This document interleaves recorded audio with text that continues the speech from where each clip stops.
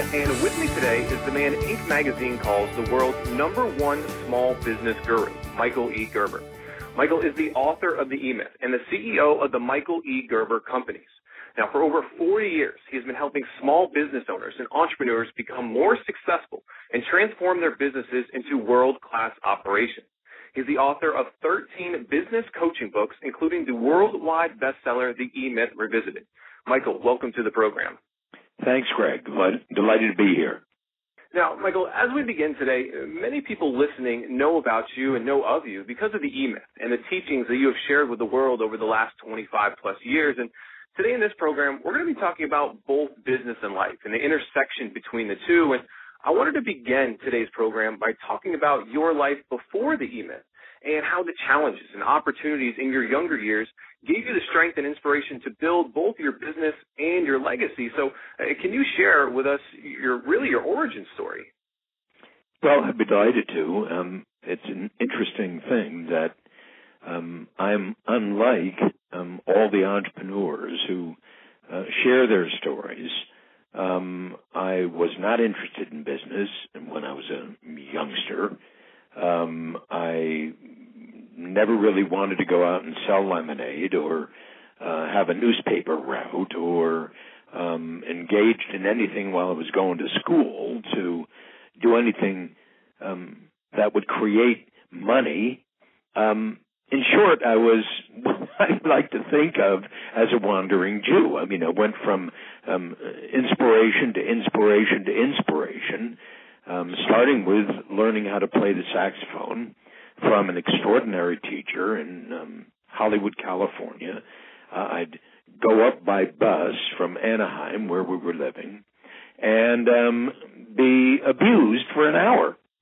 Him telling me I only teach people who want to become the best saxophone players in the world, and there's only one way to do that, and that's to do it my way. His name was Merle.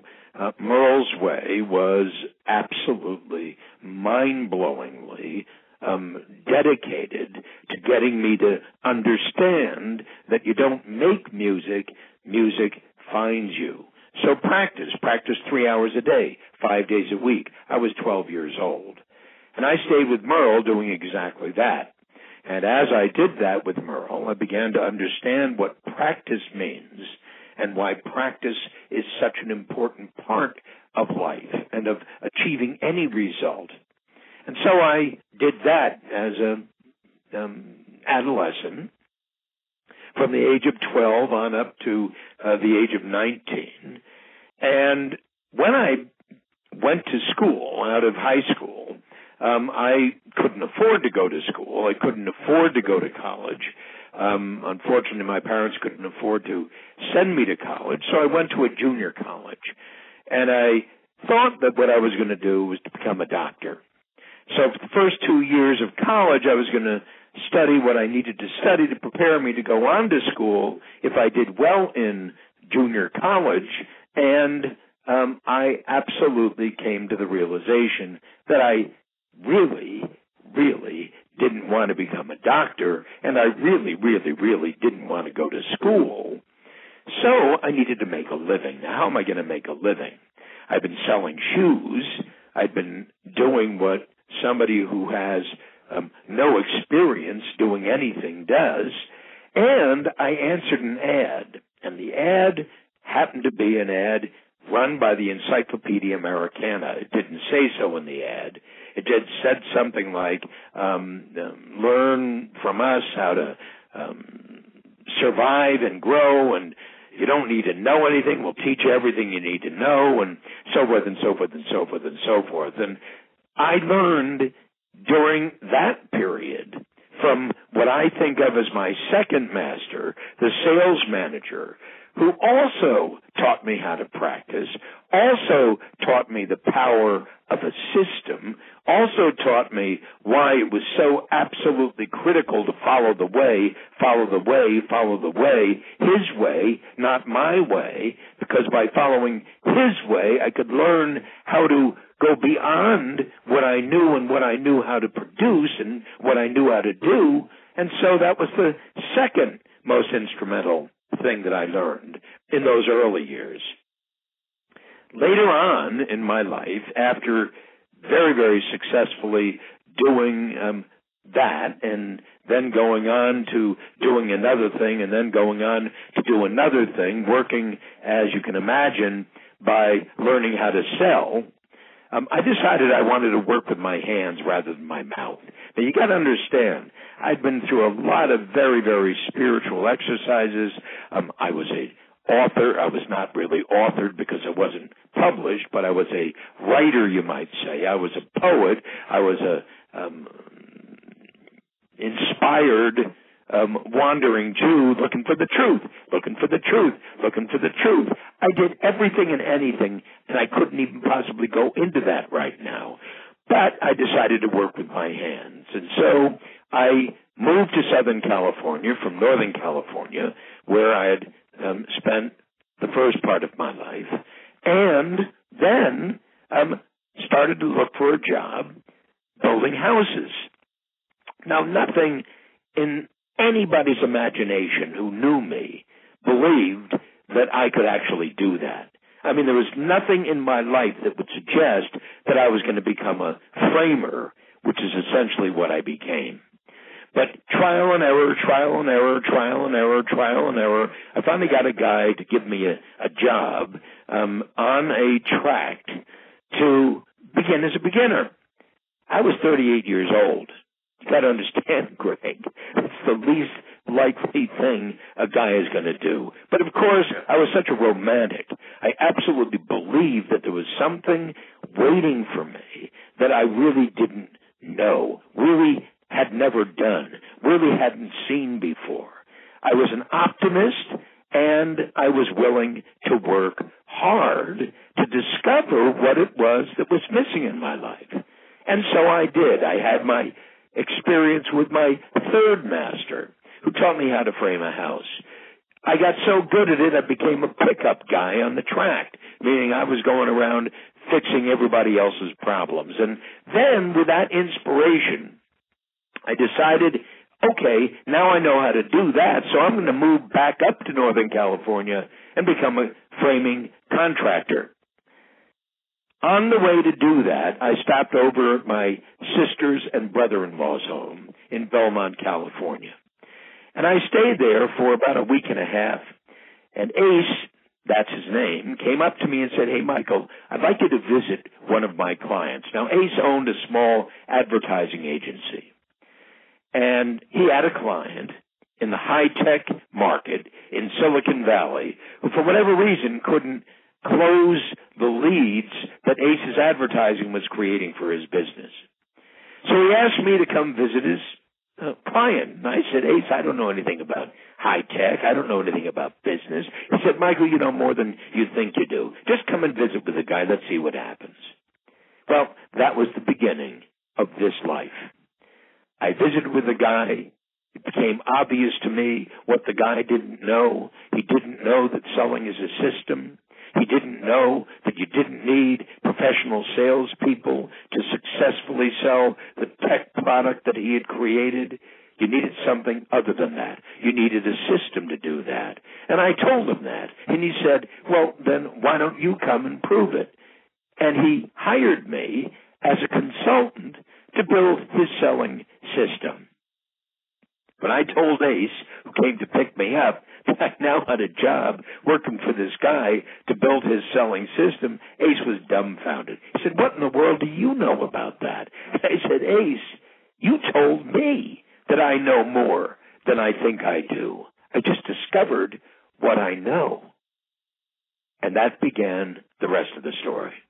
Well, that's really an incredible journey, and I think it's really important that we started there, because I think a lot of people that are listening see themselves going through some type of journey like that. They don't exactly know where they're headed, and they might be in that early stage and aspire to create that business, a legacy, or the life that you've ultimately been able to build for yourselves. So let's talk about moving into that next stage, because starting to create this sales program was the formation of this big idea, which eventually down the road became the eMyth. And, before the book, you started the company eMyth Worldwide. And I want to talk about how you developed that big idea And how can others learn from that discovery process of going from, hey, I'm just a consultant to building this big idea?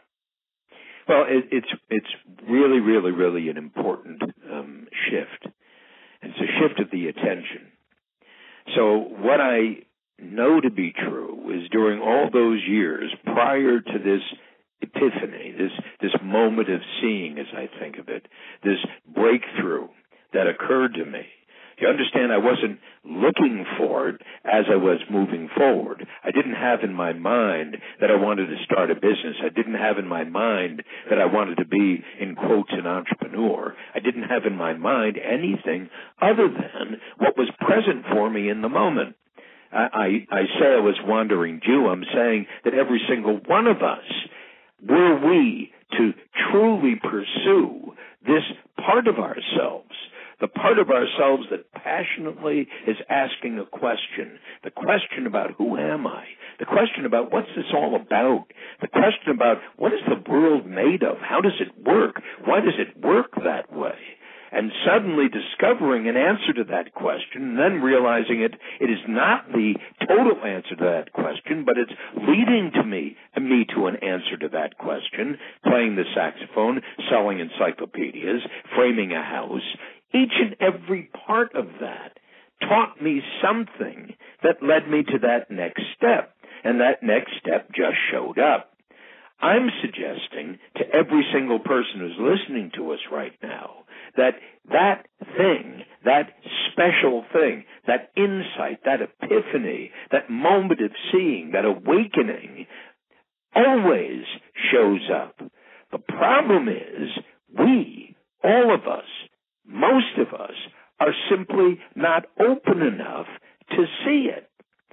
So what I realize about myself is that I was always open enough to see it, see the improbable, see the thing that was calling out to me, see the thing that in fact was sitting there in front of my face, invisible to everybody else seemingly.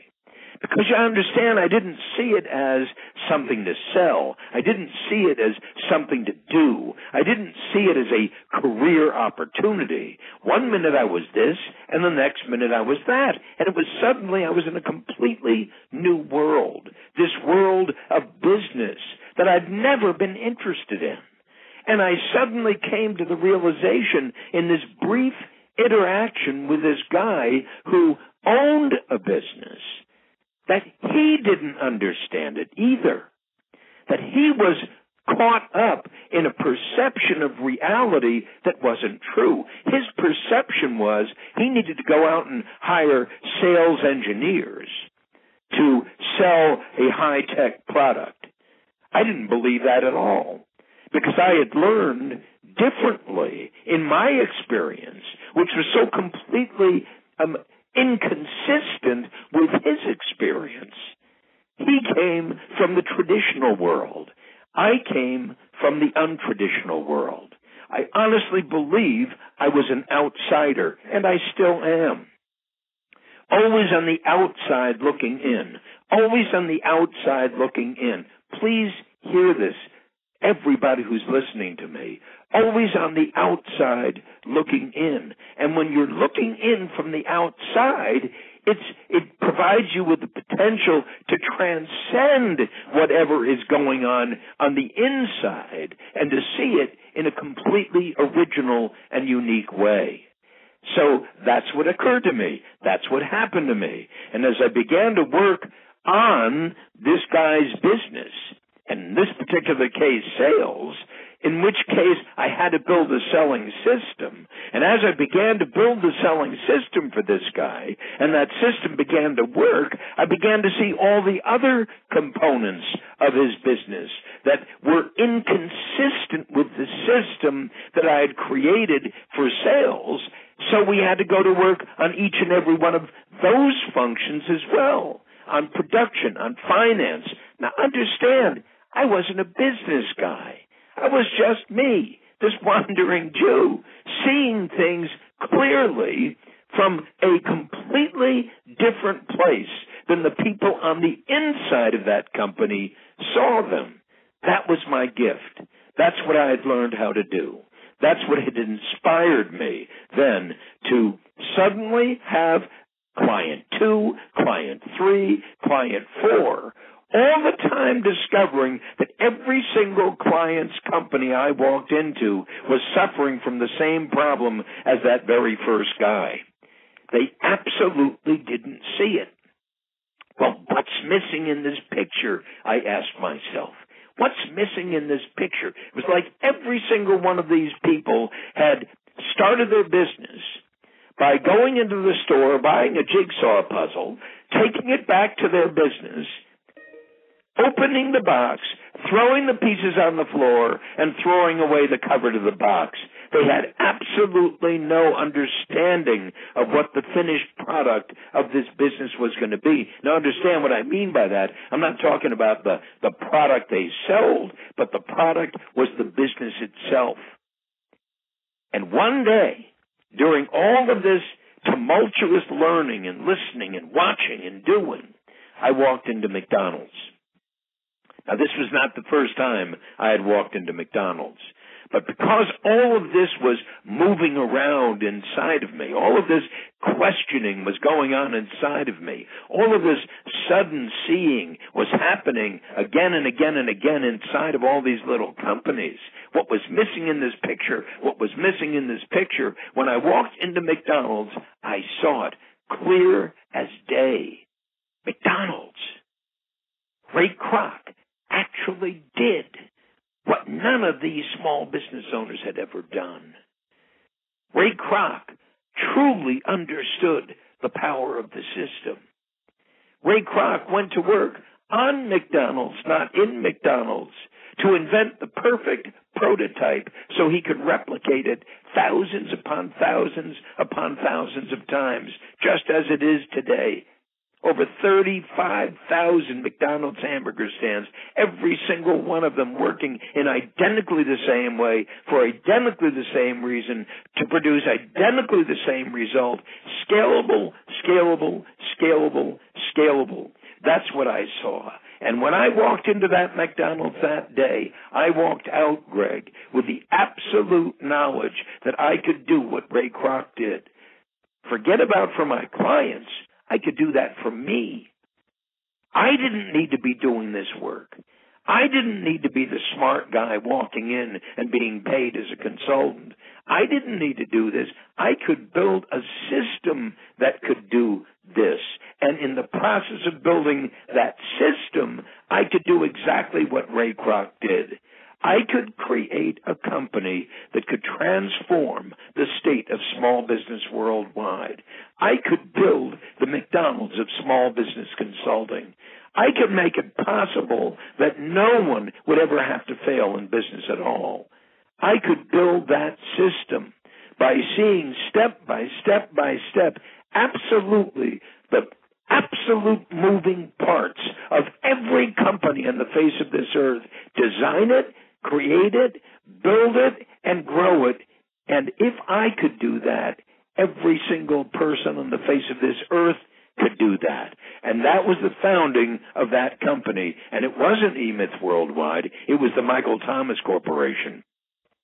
That was the first company we created. That's where I applied this thinking. That's where I learned this thinking. In the book, the first eMyth book published in 1986 was, in fact, the outcome, along with the Michael Thomas Business Development Program, of this transformational odyssey that I'd been through. It was absolutely a mind blower. And from the Michael Thomas Corporation came Gerber Business Development Corporation, and from Gerber Business Development Corporation came the book, the eMyth, and from the eMyth came the eMyth Academy, and from the eMyth Academy came eMyth Worldwide, and from eMyth Worldwide came Michael E. Gerber Companies and all the work I'm doing today. And Michael, that's really just an incredible story, and really just seeing how the big picture came to play. And something that I want to go back and touch on was you saying that you were an outsider looking in. And I think a lot of people, and this comes from the book and the technician role, is that there's a lot of people on the inside who are looking out, that they're great at a skill or a craft, and, they want to open a business based on that skill or craft. And, people are hearing a lot of this today: live out your passion, turn your passion into a career or business. And, you kind of did it the other way. So what are some of the things that everyone listening needs to consider before taking something that they feel is their passion and turning it and taking it to the next level?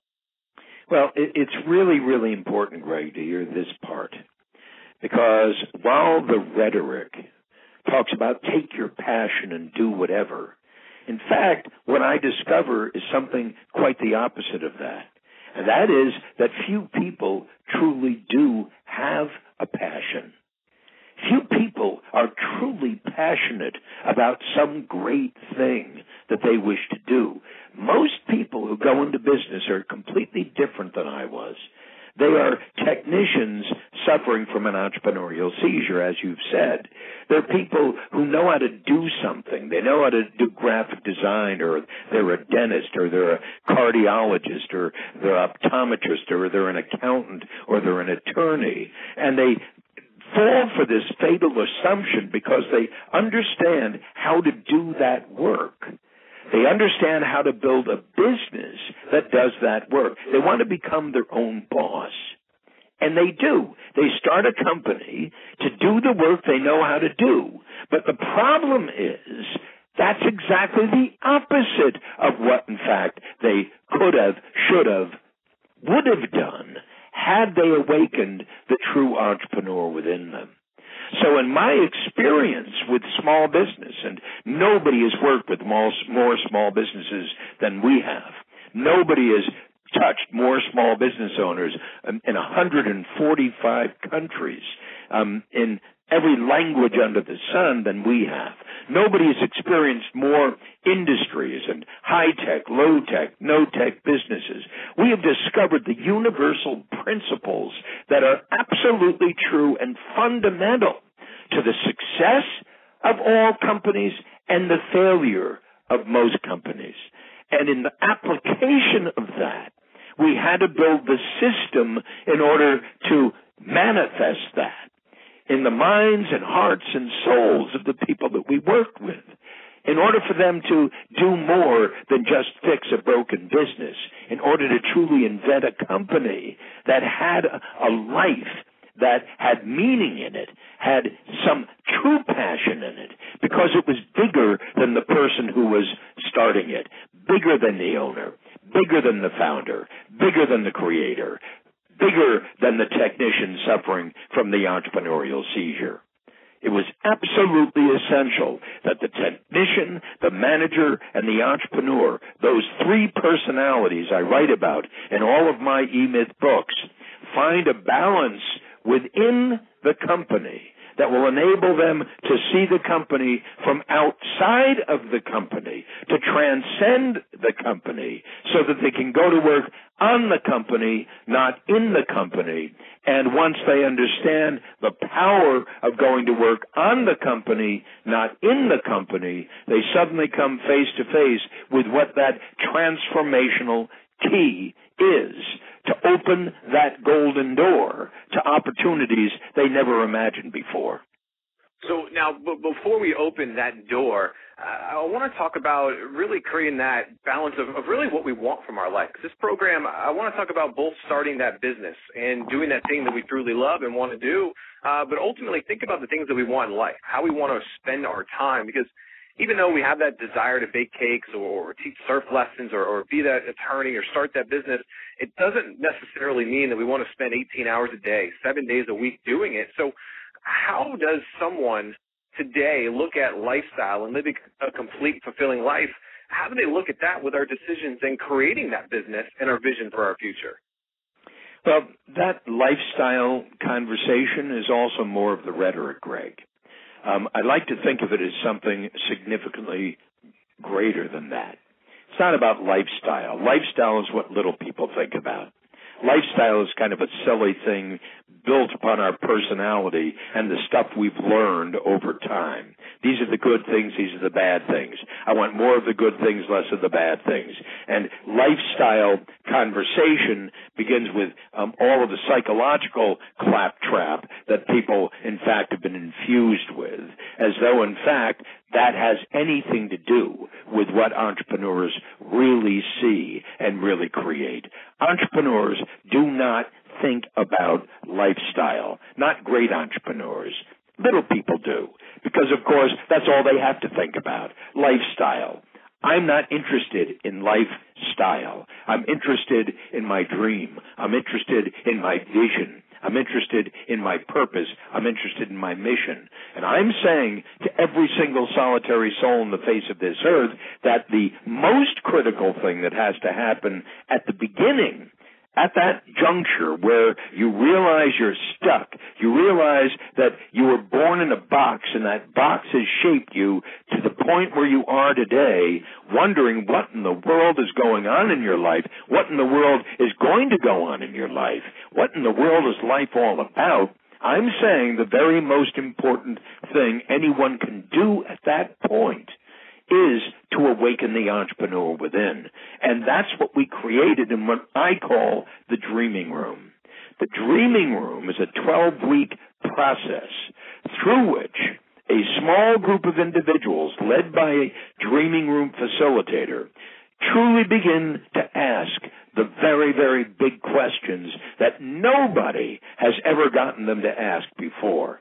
Now, understand, this is not more of the same. This is not more personal growth. This is not more of the stuff that, in fact, we've become narcissistically endowed with.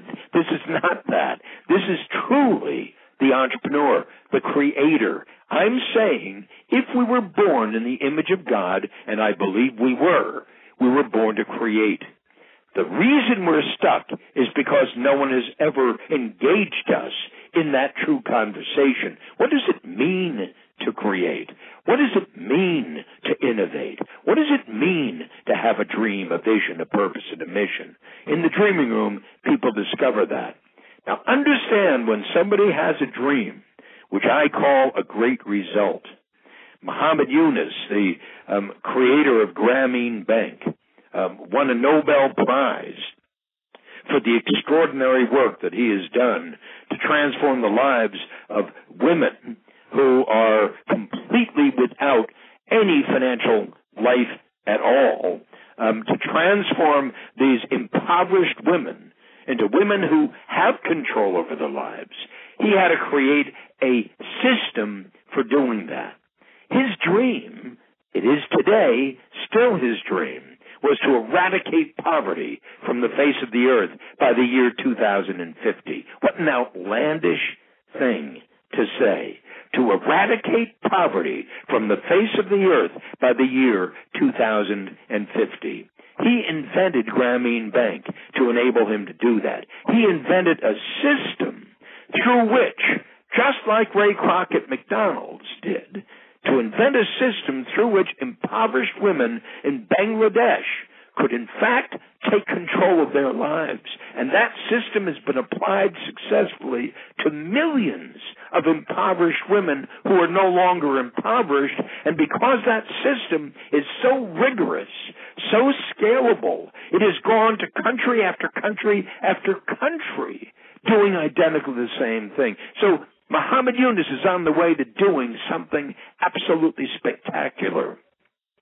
So the dream is the great result. The vision is the picture of what our company needs to be like in order to produce that great result.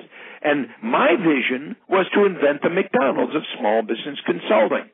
In order to do that, I absolutely needed to understand what it was that a system enables us to do to transcend the limited beliefs and abilities of everybody else trying to do the very same thing. I had a purpose, and my purpose was that nobody would have to fail starting their own business, and I had a mission, and my mission was to invent that system that I just described.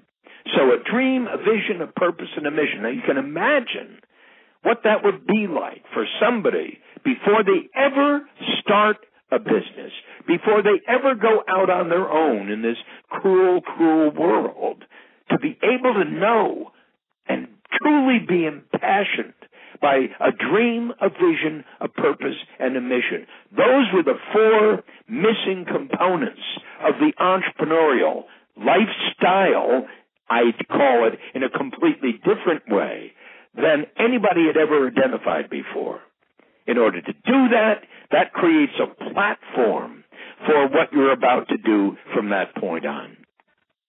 So now let's take that to kind of the next step, because you started to see your dream and your vision and your mission start to come to life as the impact the E-Myth was having on small business owners and entrepreneurs all around the world. So let's talk about how your goals, your vision, and kind of your outlook began to change as that impact began to grow. Because, you know, besides the attention, the newfound need for your time and being pulled here and there, what kind of changed mentally in your life, and how did you kind of deal and grow through that next change as the E-Myth began to grow?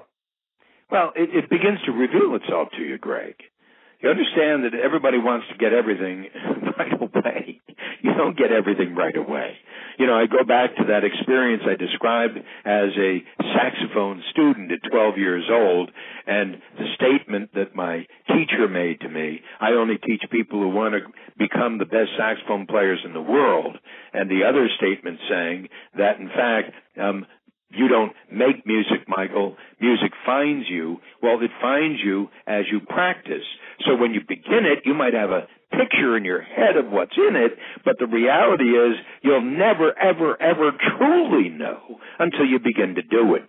So the experience of applying this dream, of pursuing this dream, of attempting to incite this vision, and attempting to actually realize this purpose, and the intention of truly creating this system, you learn as you go. You learn as you go. Somebody asked me, so Michael, how do I know if this script is going to work? I said, you work it. How else do you think you're going to know? You work it. So I've been working the script, working the system, learning from the system, watching my clients, seeing what happens. And as that happens, working on it, which is the entire process that I've described in my first E-Myth book and every book to follow. It's called the business development process. Innovation, quantification, orchestration. First, go to work on it to improve it. Test what you believe the improvement is by quantifying the impact it has. Quantifying meaning what? What are the numbers? How many more of these did this produce, or did it?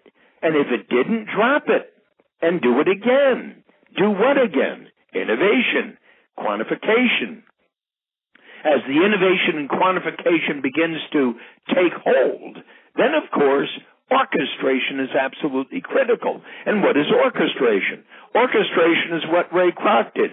Orchestration is what Muhammad Yunus did. Orchestration is what goes on in Starbucks. Orchestration is what goes on in Walmart. Orchestration is what goes on in every single extraordinary company on the face of this earth that is a turnkey system. If it ain't turnkey, forget it. If it doesn't work absolutely every single time, trash it. You've got to be able to take ordinary people to produce extraordinary results with an extraordinary system, but that system that is extraordinary will even become more extraordinary as you continually improve upon it. So my entire experience, Greg, in this life of mine, now at 76 years old, and I do it today, is to continually work on it, to continually improve it, to continually find a better way. Quantifying that it is, orchestrating it once it is, and continuing on again and again. And anybody who's listening to me understands then that this is a never-ending process, because perfection is at the end, and God only knows perfection. but every entrepreneur worth his or her salt is in pursuit of it, constantly in pursuit of perfection. Get it better, get it better. The problem with us all is we lose our passion early on. And all we're looking for is a simple solution to our problems. You can't get there like that. You can't get there by looking for a simple solution to our problems. You're going to have to continually understand that real life, true life, passionate life, extraordinary life comes from the continuing question, what's missing in this picture? What's missing in this picture? What in the world is missing in this picture? And truly being passionately determined to discover what that holy grail is. It's a search. That's what it is. It's a magical thing. It's what gives me life. It's where I find my passion. It's in not knowing. Not knowing. Do you understand? It's in not knowing. It's not in knowing. Everybody's trying to know something, and I'm saying the true genius of this is in not knowing. It's called a blank piece of paper and beginner's mind. That's what I tell everybody before the dreaming room. A blank piece of paper and beginner's mind. And yet again, and yet again, and yet again. And Michael, I really love that you broke that down. I love that it's a continual process, because even some of these same ideas that have been around for years now, such as yours with the E-Myth, Ray Kroc and McDonald's, they're still selling hamburgers and cheeseburgers every single day. Some odd years later, you have other authors and experts like Stephen Covey and his 7 Habits. The book's been out for 25 plus years later. And so I want to talk about how this big idea stays relevant year after year after year, when you have so many other companies that are just pushing product launch after product launch and trying new thing after new thing and not working that idea and working on that idea and improving that idea, really, as you just broke down. Well, absolutely, and that's the difference between a true brand and everything else. And a true brand has a life of its own. A true brand has a meaning of its own. A true brand does what it does in a way that differentiates it successfully from everybody else. And you can identify those true brands. And you can also identify when they become sterile. You could see it happening.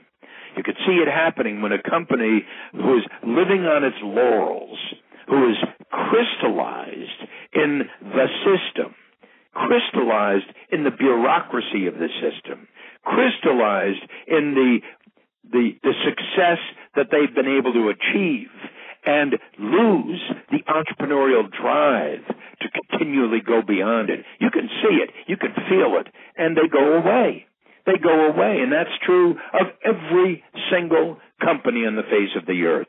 Eventually, they die. They do not continue because the entrepreneur is gone. Now they become a professionally managed company. Professional managers know nothing about what I'm talking about. Professional managers are insiders. They are not outsiders. If they were outsiders, they would not become professional managers. So you got to understand there's this triumvirate of the entrepreneur, the manager, and the technician. The entrepreneur has a vision, has a dream, has a passion for a great idea, a great result. The manager invents the system through which the entrepreneur's dream, vision, purpose, and mission will become manifested at the operating level of the company. The manager is the enabler. The manager creates the system through which the dream, vision, purpose, and mission will become an operational reality in the company. The technician becomes a master of the system. The technician, at the very bottom of the organization, becomes a master of the system, so that the technician, in fact, translates what the manager's role was, what the entrepreneur's role was, into an operating reality. That's what happens inside of McDonald's. The technicians doing it, either master the system, and because they've mastered the system, prepare themselves to grow, or they fail to master the system, fly in the face of the system, and are sent away.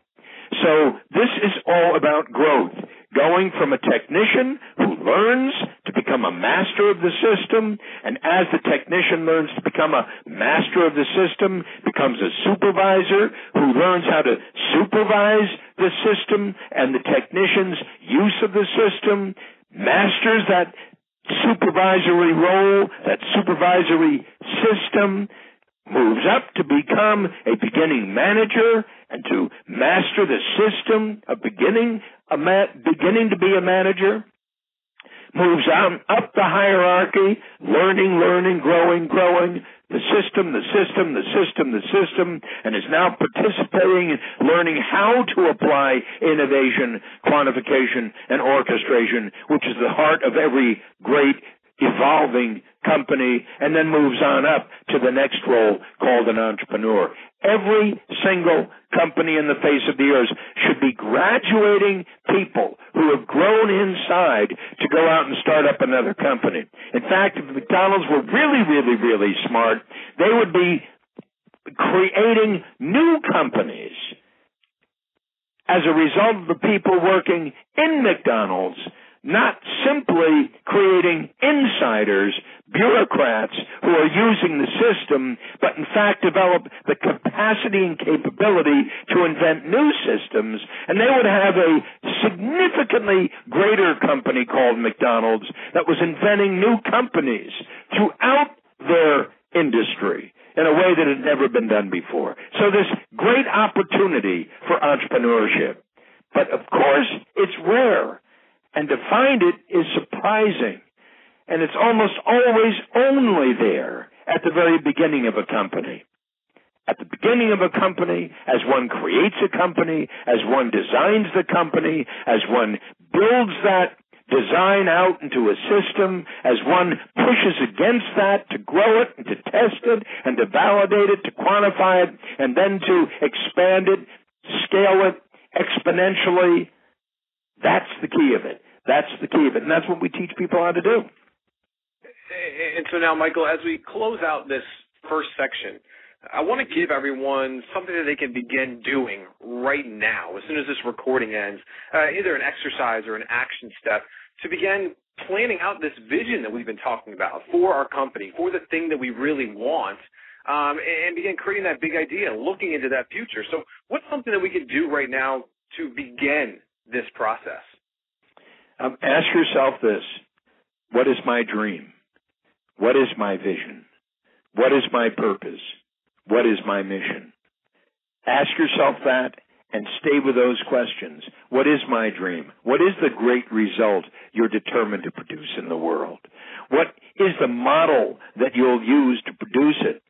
Called the business model. Mine was McDonald's. Yours can be anything that you see. But in essence, you're emulating that model. What is the purpose of this company? The purpose is always tied in with the person you're creating this business to serve. Understand, it's not your personal dream, it's your impersonal dream. It's not about you, it's about someone else. It's always about the other. You're outside of their life, looking down from your life to see how their life is failing to work, and you're going to provide an alternative to the way they do that. That's what your business is going to learn how to do. And then, of course, the mission. What is your mission? The mission is to invent the system. There is always the call to invent the system.